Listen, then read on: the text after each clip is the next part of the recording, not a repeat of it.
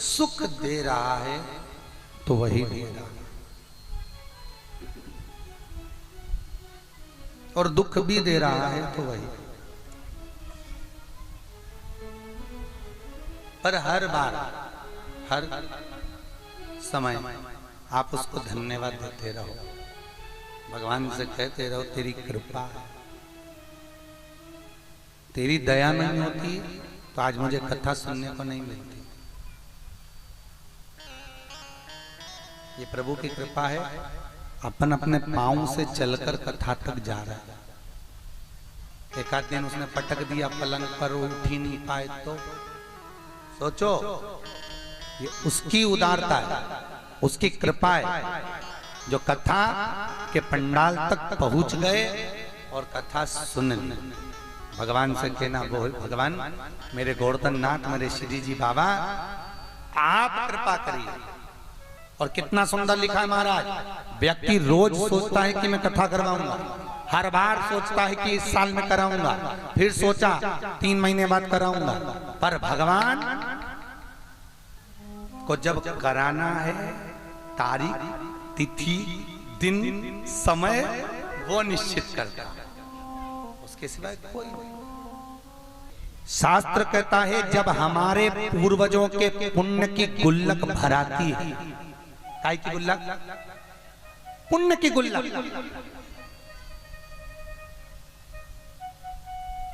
तब जाकर परिवार में एक बार भागवत कथा हो पाती है। ये उसकी कृपा से हो रही है, आपके पूर्वजों के पुण्य की गुल्लक से,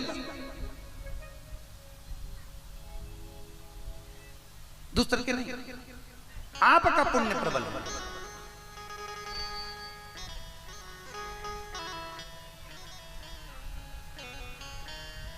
गरुड़ पुराण सुनी है तुम लोगों ने? अरे बोलो तो सही, सुनी है गरुड़ पुराण? कब सुनी? जब कोई निपट गया। अच्छा, वो गरुड़ पुराण थी।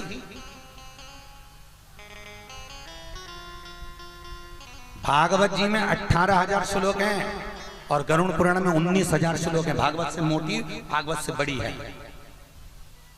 और पंडित जी रोज बातें थे, तुमने सुनी थी, वो तो 15-20 मिनट सुनाते थे, आधा घंटा अच्युतम केशवम करके तुलसी बांट के चले जाते। अब 20 मिनट में कहाँ की पुराण बच गई रहे? शास्त्र कहती है गरुड़ पुराण में 19,000 श्लोक हैं। जो गरुड़ पुराण मरने के बाद सुने हो वो गरुड़ पुराण का प्रेत अंक का 5वां अंश है। वो एक छोटा सा अंश उस गरुड़ पुराण का प्रेत अंक का निकाला जो बाचा जाए।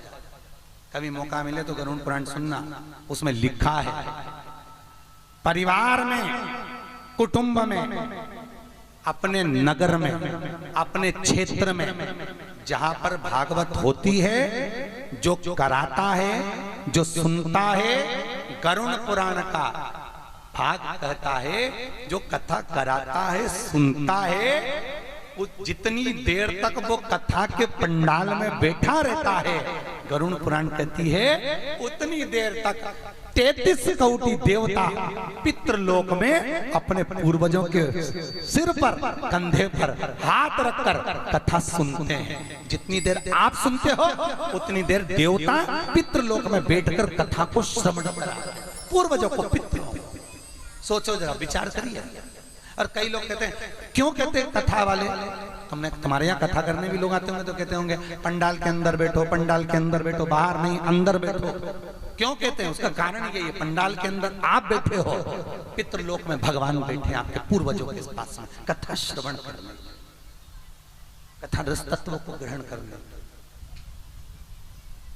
इसीलिए कहते हैं ये पंडाल नहीं है, फ्रीज है, इसमें जो रख दो वो सड़ता नहीं है। फ्रीज में कभी कोई चीज सड़ी? दूध रख दो, दही रख दो, सब्जी रख दो, सड़े नहीं, जब निकालो जब बघार लो।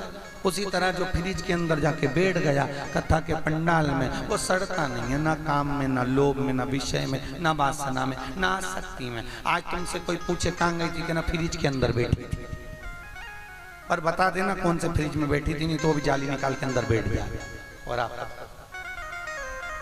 ये वो तत्व है, ये वो सुख जो मिल।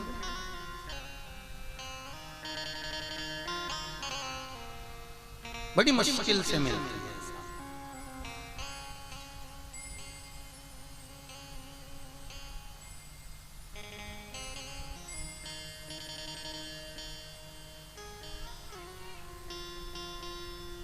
बहुत मुश्किल से।